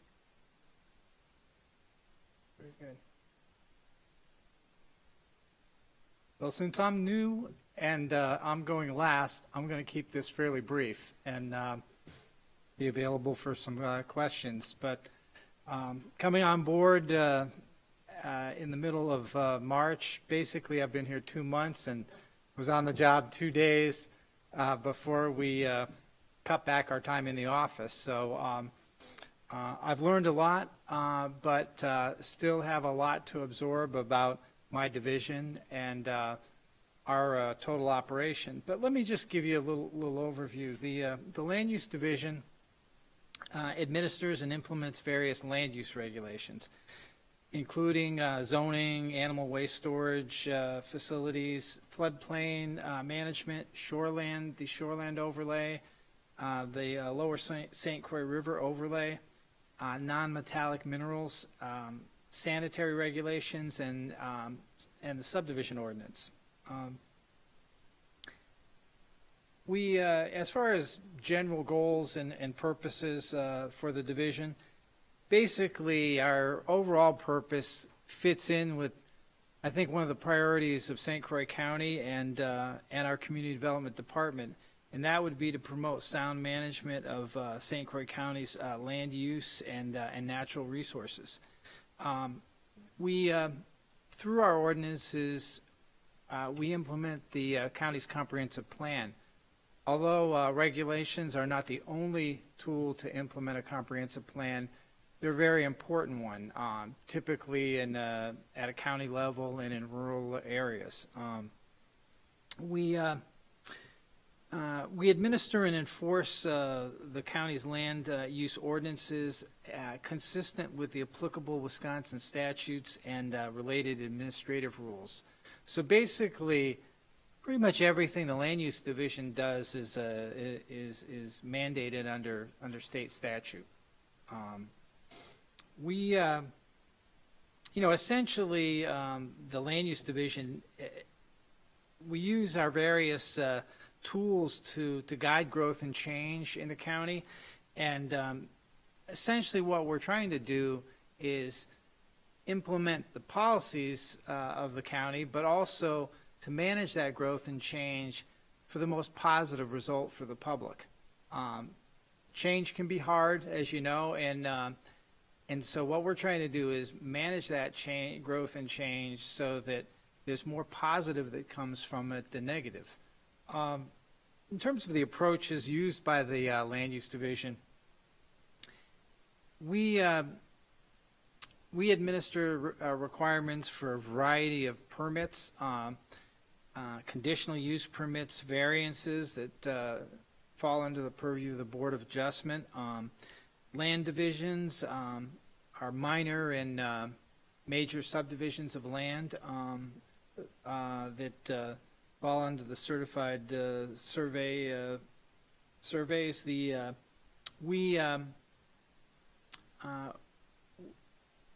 We handle sanitary permits, and I'll note that during this COVID-19 crisis pandemic, our activity has been about the same, or actually a little more, for the first 5 months of 2020 than it was in 2019. So our staff has been working, as Ellen had indicated previously. Through this, we've combined working from home and working from the office and doing field inspections, and we're continuing to serve the public to the greatest degree we can. We have been limited on items that require public hearings, but we're expecting that will return in June and going forward. So I suspect we'll have a little backlog that will present itself, and so we're basically on administrative permits, land use permits, and as I mentioned, the sanitary permits. We're pretty much on par or above what we were doing in 2019 and also prior years. As you're aware, there have been permit activity fluctuates up and down, but in recent years the division has been involved with generally 500 to 600 permits of various sorts in the course of a year. Among other things we do, though, is we're also involved with code enforcement, and we typically, as Tim Stieber had mentioned earlier, we have quite a bit of activity there. It really ranges from dealing at a serious level with violations. It seems to range in any given year from 20 some odd to almost 50 violations that we're dealing with. And a lot of the work our staff does we try to address issues before they become serious violations as well. And also a big role that the Land Use Division plays is we provide a lot of information. We use the resources of our other divisions within the Community Development Department, and we help the public and land use professionals, surveyors, contractors interpret and understand the regulations that the county has and are responsible for administering. And we use a lot of the great GIS data that Brett some of which Brett showed you, and use that information to basically help our public and our property owners and our developers and builders to negotiate the sometimes complicated regulations that we have here in St. Croix County. We have, I'm noting under resources utilized, I'm not going to go into a lot of budget information because I'm new, and frankly, you you have budget reports each month, and you see a lot of that activity. But I'm just going to note that we do collect a lot of revenue from permit application fees. Again, that varies from year to year in terms of the level of activity, but it is significant, and that helps offset the cost of running our division. And staffing, of course, myself, the land use administrator, I have land use and conservation specialists and land use technicians. And together we work to, with our other divisions and in our department, as well as other county staff, to administer the various land use regulations which I previously cited. I'd note just some special emphasis and priority. Maintaining the level of service while this COVID-19 pandemic plays itself out. I think we've been doing a really good job. I credit our staff. I have had some positive comments come back to me from the contractors in particular that are happy that we've been able to continue working and providing service to them during this peculiar time that we're in. And the other thing I'd say is, we're gonna continue to do that through as this crisis continues to play out and the economy opens up. We're expecting a burst of activity, even though we've been busy and been active.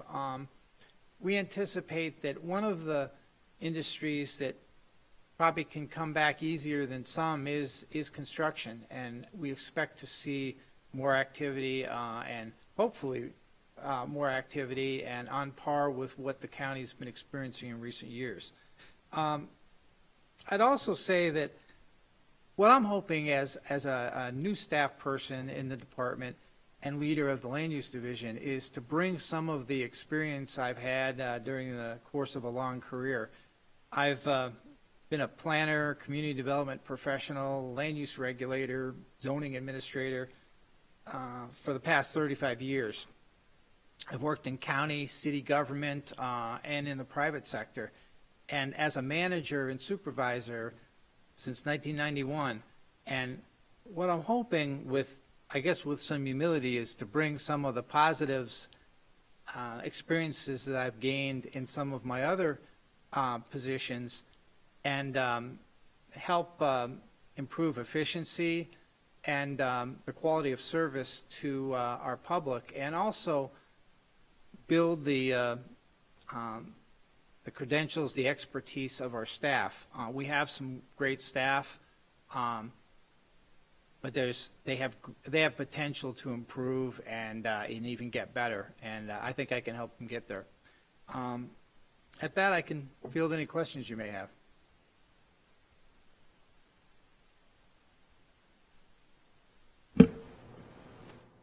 I just would like to point out, Mike's new, and he knows we have an open position, actually 2 open positions. So he caught 1, land use technician 2s, we have 2, but we actually have 3 positions for land use conservation specialists. So it would have been 3, 2 are filled. I stand corrected. Yep.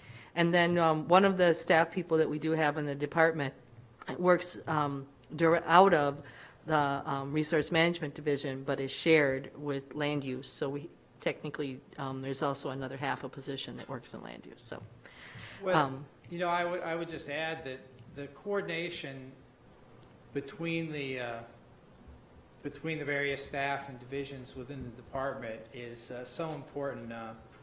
Much of my career, I've done many of the other jobs that are included within our community development department, and so that was part of the appeal in coming to St. Croix County and working within the community development department. Is I feel right at home, because at one time or another I've run a recycling and waste management program. I've been heavily involved with planning. In fact, my last job, I used the St. Croix County's comprehensive plan as really one of the guiding documents in rewriting the comprehensive plan for Goodyear County, Minnesota. So I even felt like I knew St. Croix County a bit before coming here. And I look forward to the opportunity, and as things normalize a bit, and we can spend more time in the office, which we're starting to do, I think it's going to get easier for me because it has been challenging working remotely. Despite our wonderful tools, there's nothing like a little FaceTime with people to build relationships. I've got a question, Mike. Yes. When we were in our process of redoing our zoning, conversations came up about enforcement, and I need to, I'm not trying to throw a tough question out. It's more of a conversation, or to include you in the conversation. A concern came up, and it came up, there were members of the committee that maybe, I think, may not even be here anymore, who were very concerned that we really get tough on enforcement. And then there was another attitude, and I think that I maybe had subscribed to that attitude a little more, that is more concerned with the farmers, the agricultural nature of our community, of our county. And we have farmers in this room. We have farmers in my family who all have farms, scrap metal piles, parts tractors. We start looking at enforcement and cracking the whip on stuff that looks like junk. We need to be very sensitive to the fact that there's different standards. And I just hope, I'm just putting that out there, that we need to be maintain that, please. That's all. I'm not asking for a comment. I just wanted to make sure that that's on the record and that you're aware of that sentiment. Thank you. I appreciate that. It's always striking a balance. I worked in a heavily agricultural county for the last 14 years, so I understand exactly where you're coming from. And we have a diverse land use around this county, and you have to use the right approach for the area you're working in. That's not to say the fellow with the 71 Pinto in the subdevelopment doesn't need some help getting it out of there. Yeah, that's right. Any further questions? Thank you so much. I hope that you do great here, and we're looking forward to getting to know you. Thank you very much. Look forward to working with you all. Next up, and I know everybody's stuck around, I'm sorry. I just real quick wanted to, at the beginning before the meeting started, Supervisor Achterhoff asked me the question, what are the parks going to do, and what are they handling being open? And I just, I don't think that Aaron was here to know that, to answer that question. So I just wanted to make sure that the answer was thorough for you, that the parks were open throughout the whole shutdown. The parks are still open. We've implemented and worked with public health to implement a variety of techniques and steps. In fact, just today I was on the phone with public health, as I mentioned earlier, and we came up with a plan and another way to have our shelters open, which have not been open, and our playgrounds open, which have not been open, and our campgrounds have been open since our usual start date of May 1st. And we have processes in place to protect them. And so I think that we're going to be able to be open for parks. And that's what our intent is, because as Aaron did say, it's really, really needed during this current situation. So.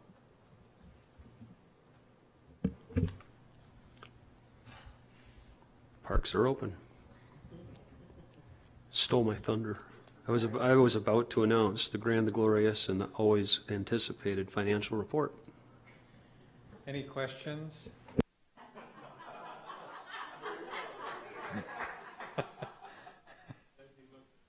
I usually do, but I did have one, but I didn't write it down, and I can't find it again, so you left out. So generally, overall, with the report, so this is through April. So we're looking at, a third of the year through already. This part of the year is still looking fairly normal. We will probably see some reduced revenues in areas, although parks looks like they're still doing well probably. We will see increased expenses in some areas, maybe not so much with some of the funds that are in your area of jurisdiction. That's kind of overall where we're at. I don't think you're going to see a lot of change really from budget in these funds that we have. Yeah. I'm sure that it'll get worse as time goes on. And the sales, the whole picture becomes clearer, and we'll have to stay open-minded when that happens. Yeah, we're not incurring a lot of additional expenses within this area of the budget. I mean, if you look over at HHS and facilities, you're going to see more of that. And we're also not seeing the decrease in revenues that you're seeing in other areas. So HHS has less billable hours that they're charging back, so you're going to see areas there, less sales tax collection, different area. In these areas, in parks and in zoning, it's staying busy. I don't think they've seen a noticeable drop-off in the service demand, which is where their revenues are being generated from. So really, I don't think even through the pandemic, you're going to see a noticeable change in this section of the budget. Well, it's a silver lining. I'm not going to call it good news. It's a silver lining, perhaps. So, very good. Any other thoughts or comments regarding finances? Ken, thanks for sticking around for that. No problem. And if I can think of a question, I'll. Very good. Announcements and correspondence. The annual St. Croix River water tour, that's not the right term, it's coming off the top of my tongue. Did we mail that out yet? Yeah, we did. So you all should have received an announcement about a virtual tour for the St. Croix River over 3 different days. You have to sign up for each day. It is free, but do consider doing it. It's a lot more fun when you actually get to be on the water and do it, which most years that's what we do pay for you to do, because we really want you to see more about the St. Croix River, because it is the driver and has a huge impact on why this county is the way it is in many ways. But if you could even step in a little bit and participate in part of the virtual tour, I think that would be a good, especially for our newer members, a good introduction. It's always a lot of great information. It's a bi-state program. It's going to focus on Minnesota and Wisconsin. And that's also really important because we are always trying to coordinate and work together to protect that very important resource in our county. And we will have a couple we are working, we have it all set up. We believe next month you'll have your first public hearing, and it should be very straightforward, so that we think we've got that figured out. So I think that's the only announcement I had was the meeting. Very good. Request for future agenda items. I don't have anything this time around. Anybody else? No, but I was just, so we are going to get back to normal, like with the public hearings and rezonings, and we're going to go back, try to get back to normal? Yes, Okay. we will. We had told the public, like I said, we weren't at 100%, but we had told the public that since we didn't have a date that we could tell them we would be able to provide public hearings, we did not, I won't say we didn't accept because we had conditional use permits submitted, but just generally speaking, there was a lot less accessibility, so I'm sure there's some pent-up demand on that. So right now, we have 1 waiver, and then the Board of Adjustment has about 4 items that they will be doing in June, and you guys will have 1 in June. There will be more than 1 hearing on your next agenda, though, because we will also have the Shoreland Ordinance. We'll have the public hearing, we hope, we plan, and there is an amendment related to the Farmland Preservation Plan that you'll need to have a public hearing on, and I believe those are the 3 public hearings will be at your next meeting, so there'll be 3 items. We had 1 more, but we did bump that back. Or is it, have I got it wrong? Reverse it, right? Farmland can't go to July. Till July, yep. 30 days. Okay, but we do have another one. It's on the tip of my tongue, but anyway, you'll see it. It's what we have 3, I believe, so. The one thing that I thought about doing this month, but then we turned into a longer agenda, is to talk about committee's goals, to talk about this, have the supervisors have a conversation about committee goals. I'd like to put that on next month. Remember, Judy, we'd done that years ago, talk about goals. And we kind of hit the high notes too. We did a good job. And it would be good for Supervisor Anderson to get involved in the conversation about that too. Date of the next meeting, if I'm not wrong, is it the 18th? Good. So it would be June 18th. And I think that's everything. I'm going to adjourn this meeting. Thank you for coming.